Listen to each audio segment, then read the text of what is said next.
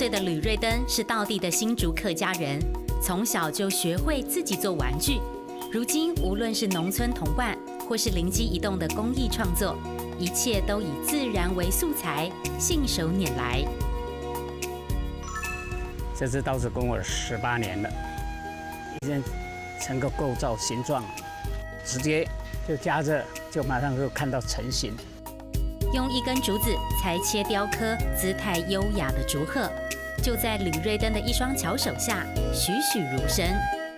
水黄皮豆荚，把它画上眼睛，打个洞，下面剪个平面，做成可爱的小鸟，固定在竹笛上，吹响笛子，就像小鸟在枝头上鸣叫。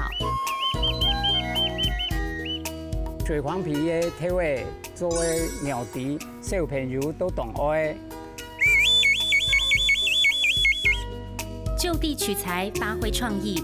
水黄皮豆荚还能做成美丽的蝴蝶，随地捡起的松果，吕瑞登也能赋予它新生命。